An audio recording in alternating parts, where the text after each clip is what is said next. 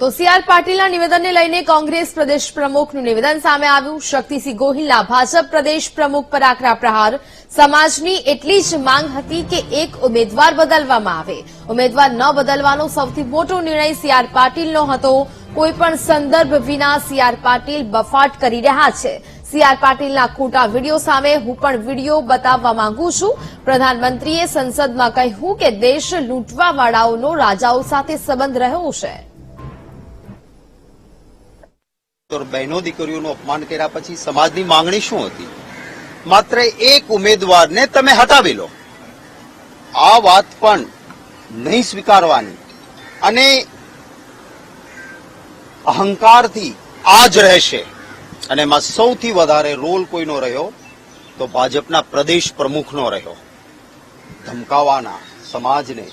અને હવે કોઈ કન્ટેસ્ટ વગર જે વાત ન થઈ હોય એવી વાતોને વિકૃત રીતે રજૂ કરવાનો પ્રયત્ન કરે છે। પણ સમાજ ભોળો જરૂર છે, સમાજ મૂર્ખ નથી।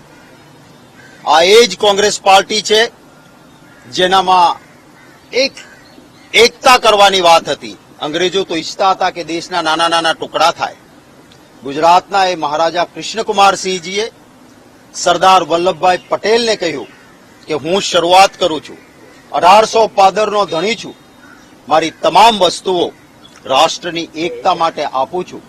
અને ત્યારે સરદાર વલ્લભભાઈ પટેલ અને કોંગ્રેસ પાર્ટીએ માત્ર શબ્દોમાં નહીં કહ્યું કે મહારાજા સાહેબ આપ મદ્રાસના ગવર્નર બનો, જેથી કોંગ્રેસ પાર્ટી આ રીતે આપને સન્માનિત કરવા ઈચ્છે છે।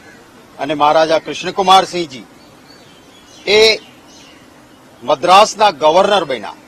હું કહેવા નહોતો માંગતો, પરંતુ હવે જ્યારે સીઆર પાટીલ સાહેબે વિડીયોની વાત કરી છે ત્યારે મારે આ વિડીયો બતાવી છે। अंग्रेजों को याद किया गया। अब राजा महाराजाओं का तो अंग्रेजों के साथ गहरा नाता रहा था